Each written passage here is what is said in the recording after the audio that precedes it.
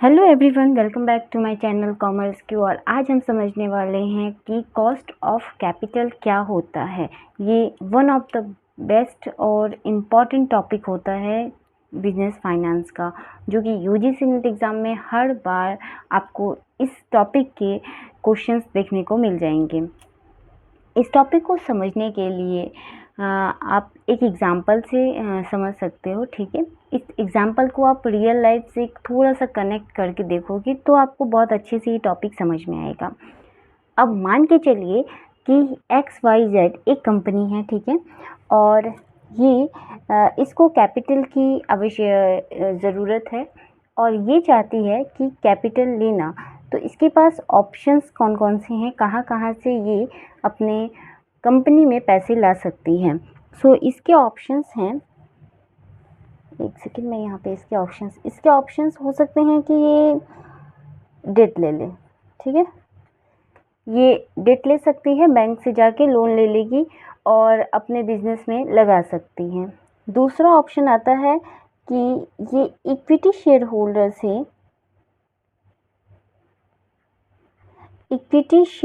से पैसा ले ले, ठीक है।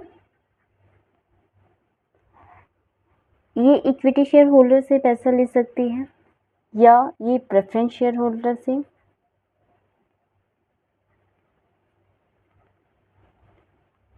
प्रेफरेंशियल शेयर होल्डर से पैसा ले सकती है, या इसके पास एक और ऑप्शन होता है और ये ऑप्शन होता है कि कंपनी चाहे तो इसके पास जितने रिजर्व और सरप्लस हैं, ठीक है, उन पैसों को वापस से कंपनी में लगा सकती है, जिसे हम कहते हैं रिटेन अर्निंग।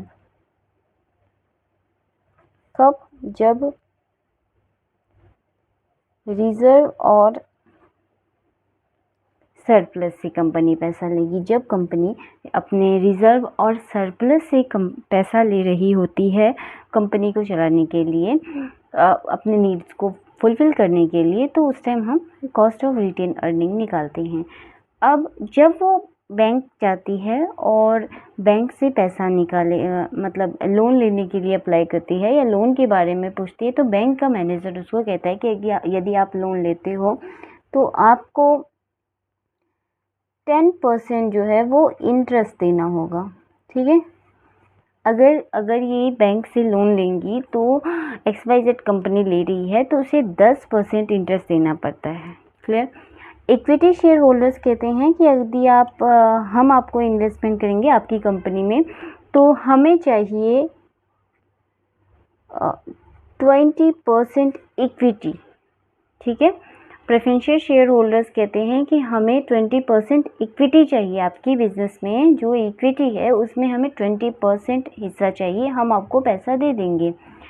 फिर ये प्रेफरेंशियल शेयर होल्डर्स के पास जाते हैं तो ये कहते हैं कि ऐसा है कि हम तो आपको पैसा दे देंगे, लेकिन हमारी ये पॉलिसी है कि आपको अपने प्रॉफिट से हमें 15% हमें देना होगा। आप अपने प्रॉफिट से हमें 15% जो है वो हमें देना होगा। जो डिविडेंड कंपनी के पास जो डिविडेंड होगा कंपनी को मिलेगा, उसमें वो 15% प्रेफरेंशियल शेयर होल्डर्स कहते हैं कि आपको हमें देना पड़ेगा हर साल। उसके बाद आता है फोर्थ ऑप्शन, या कि वो जो कंपनी के पास पड़े हैं रिजर्व और सरप्लस पहले से, वो उन्हीं का यूज़ करके, उन्हीं रिजर्व और सरप्लसेस को यूज़ करके अपनी कंपनी में लगाए, ठीक है। अब जो XYZ कंपनी है ये जानना चाहेगी कि उसे सबसे मिनिमम कॉस्ट किस ऑप्शन में मिलेगा। यदि वो डेट लेती है तो मिलेगा, या इक्विटी लेगी तो, या प्रेफरेंस शेयर होल्डर से पैसा लेगी तो, या अपने ही पैसे को वो लगा लेती है तो।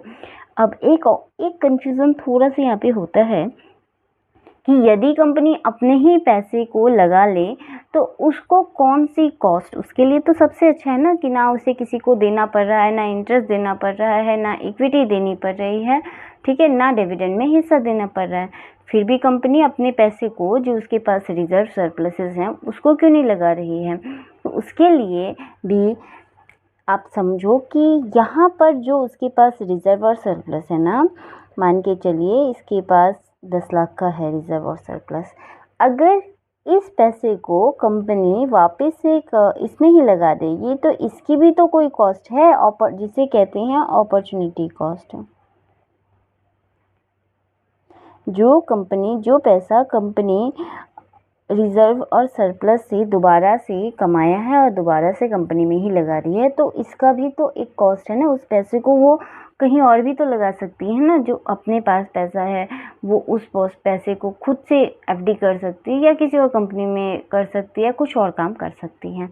तो वो डायरेक्टली खुद का पैसा नहीं लगाती है। वो सबसे पहले कंपनी क्या करेगी, सबकी कॉस्ट निकालेगी। तो जब वो डेट से मिलने वाले जब उसको अगर वो डेट लेना चाह रही है और उसे इंटरेस्ट देना पड़ेगा, तो वो निकालती है कॉस्ट ऑफ डेट। इसको कहते हैं केडी। ठीक है। यदि उसे इक्विटी से पैसा लेना होता है, शेयर होल्डर से इक्विटी देनी पड़ेगी, तो वो निकालेगी कॉस्ट ऑफ इक्विटी। तो इसके लिए फॉर्मूला मतलब ये सिंबल होता है के ई। और जब उसे प्रेफरेंशियल शेयर होल्डर से लेना होगा तो कॉस्ट ऑफ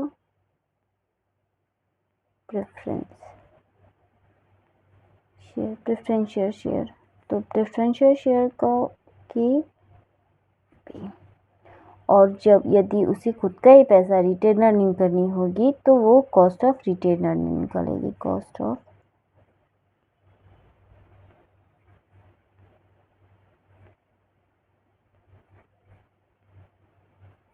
KRE होगा। ठीक है। अब इन्हें निकालने के बहुत सारे फॉर्मूले होते हैं। अब एक एक करके हम उन सभी फॉर्मूलों को समझेंगे। सबसे पहले हम कॉस्ट ऑफ डेट निकालेंगे। कॉस्ट ऑफ डेट निकालने से पहले इसे दो तरीके से कॉस्ट ऑफ डेट हो सकता है।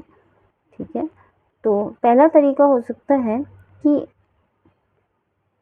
इरिडीमेबल डेट हो।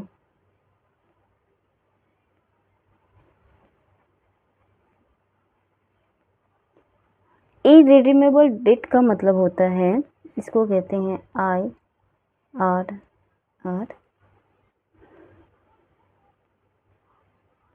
ठीक है। इरिडीमेबल डेट का मतलब होता है कि ये जो लोन लेंगी ना, तो इसको कब ये रिडीम होगा, ठीक है, इसकी कोई हमें डेट नहीं दी होती है। 2 साल बाद रिडीम हो जाएगा या 4 साल बाद या 6 साल बाद।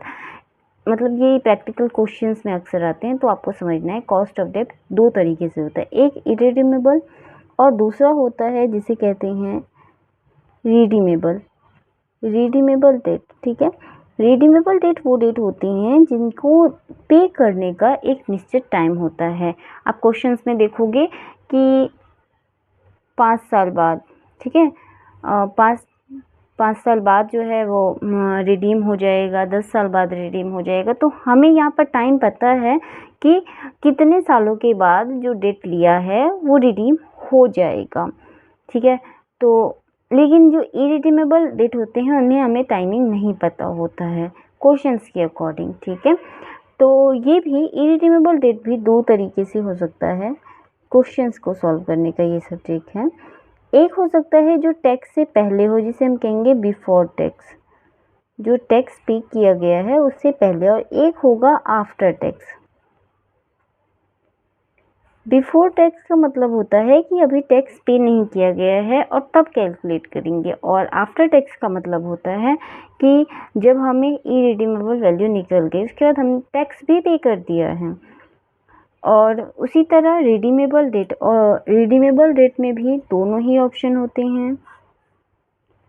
एक हो सकता है बिफोर टैक्स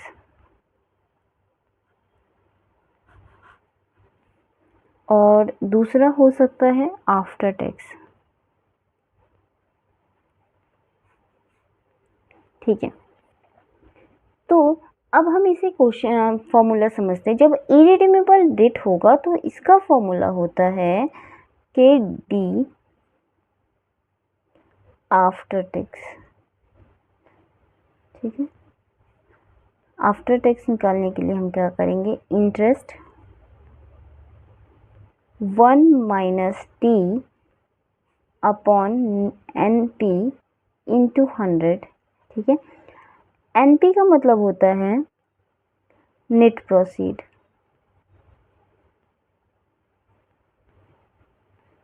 ठीक है। और यहाँ पर I is the interest, T is tax, हो गया। नेट प्रोसीड क्या होता है? नेट प्रोसीड कैसे निकालते हैं, ठीक है।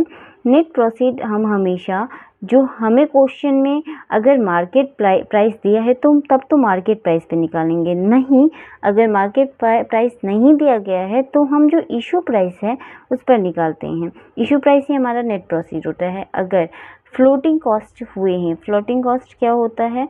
तो फ्लोटिंग कॉस्ट का मतलब होता है कि हम कह सकते हैं, चलो हम नेट प्रोसीड निकालने का एक फॉर्मूला लिखते हैं। नेट प्रोसीड अगर हमें निकालना है तो जो इशू प्राइस होता है, जितने भी इशू प्राइसेस होंगे, चाहे जो भी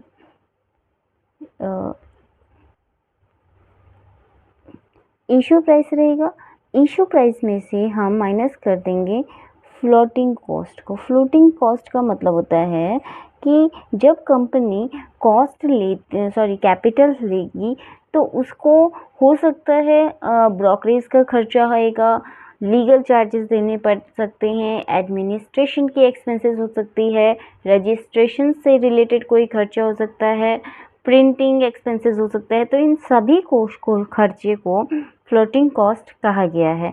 तो जब हम इशू प्राइस में से फ्लोटिंग कॉस्ट निकाल देते हैं, माइनस करेंगे, तो हमारे पास नेट प्रोसीड आता है। इशू प्राइस की जगह यहाँ पर हो सकता है मार्केट प्राइस। यदि क्वेश्चन में मार्केट प्राइस दिया रहेगा तो हम मार्केट प्राइस का भी यूज़ कर सकते हैं। तो ये जो फॉर्मूला है ये है जब हमें आफ्टर टैक्स निकालना होगा, ठीक है। और यदि हमें बिफोर टैक्स निकालना है कॉस्ट ऑफ कैपिटल, तो उसके लिए फॉर्मूला यही फॉर्मूला है, लेकिन 1 माइनस टी इसमें नहीं रहेगा, ठीक है। तो अगर हमें कॉस्ट ऑफ डेट जो है वो बिफोर टैक्स निकालना है ना, तो बी लिखेंगे equal to interest upon net proceed into 100, बस हो गया। इतना ही फॉर्मूला है। क्वेश्चन में आपको दिया रहेगा इंटरेस्ट कितना है, फिर नेट प्रोसीड निकालेंगे और फिर हम 100 से मल्टीप्लाई कर देंगे। तो ये दोनों के दोनों फॉर्मूले होते हैं इररिडीमेबल डेट निकालने के, यानी वो डेट जिनकी हमें पेमेंट कब तक रिडीम होगा वो डेट पता नहीं है, ठीक है। तो हम बिना उसके जो है वो कॉस्ट ऑफ डेट निकालते हैं। दूसरे सेक्शन में आते हैं, ये होता है रिडीमेबल डेट। रिडीमेबल डेट का मतलब होता है कि हमें पता है कि 5 साल बाद, क्वेश्चन में दिया गया है कि 5 साल बाद डेट जो है वो रिडीम हो जाएगा, 10 साल बाद हो जाएगा, ठीक है। तो इस तरह के क्वेश्चन को सॉल्व करने के लिए भी हमारे पास 2 ऑप्शन होते हैं जो कि क्वेश्चन में दिया रहता है कि वो हो सकते हैं बिफोर टैक्स है, हो सकता है आफ्टर टैक्स है। यदि बिफोर टैक्स निकालना है तो हम क्या करेंगे, यदि हमें बिफोर टैक्स निकालना होगा तो हम सिंपली फॉर्मूला यूज़ करेंगे यहाँ पर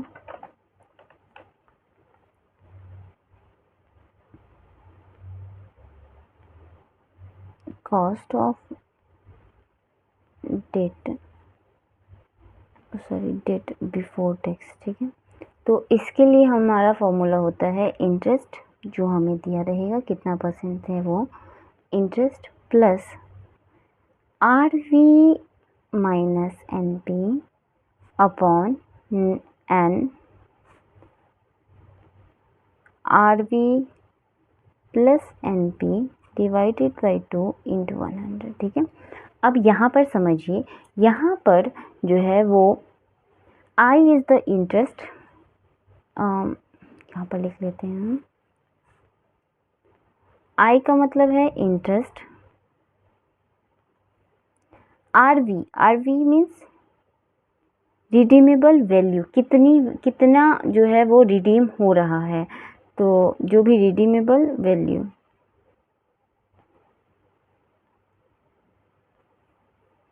NP is the net proceed, ठीक है। बस, और n नंबर ऑफ ईयर।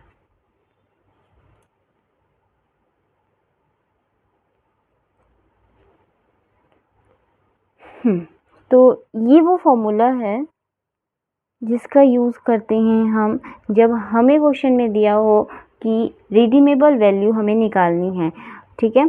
तो अब अगर ये है बिफोर टैक्स का, इसी में अगर हमें आफ्टर टैक्स निकालना होगा तो हम इसमें और कोई बहुत चेंजेस नहीं करेंगे। हम यहाँ पर जो आई है ना, आई के साथ 1 माइनस टी कर देंगे, बाकी सब कुछ सेम रहेगा। यदि हमें आफ्टर टैक्स है और अगर हमें cost of debt after tax, अगर हमें आफ्टर टैक्स निकालना है तो हम करेंगे 1 आई इंटरेस्ट 1 माइनस टी, चेंज इतना ही लिखना है, ठीक है। सिर्फ आई के जो है इसको चेंज कर देंगे। अगर मैं इसका पूरा फॉर्मूला आपको लिख के बताऊं तो स्पेस, हाँ चलिए यहाँ पर हम एक इसका पूरा फॉर्मूला लिख लेते हैं जी। इसका पूरा फॉर्मूला बन जाएगा I 1 minus T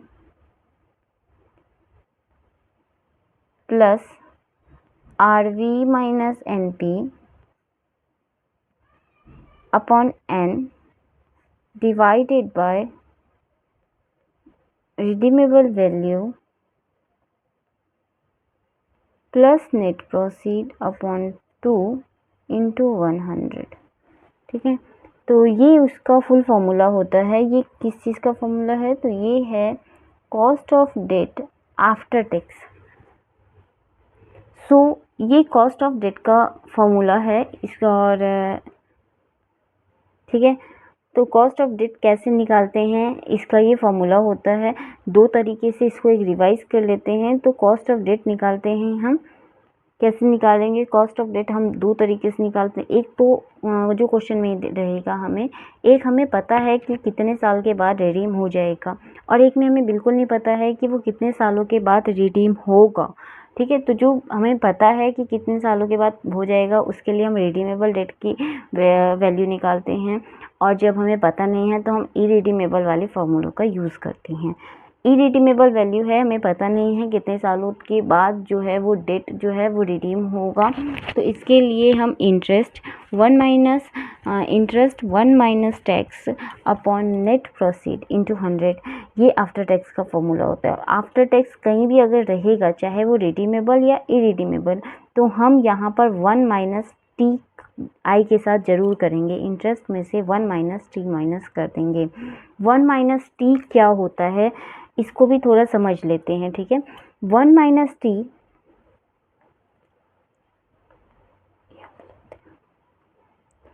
I 1 minus T, इसको कहते हैं टैक्स शील्ड, इसको कहेंगे हम लोग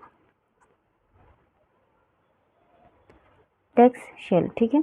तो टैक्स शील्ड क्या होता है? इसका मतलब है कि टैक्स बचा है हमारा इतना 1 माइनस टी, कि जितना टैक्स लगता, इंटरेस्ट 10% है और टैक्स जितना लगता ना, उसमें से हमें इंटरेस्ट के कारण इतना टैक्स हमारे पास बचा है, ठीक है।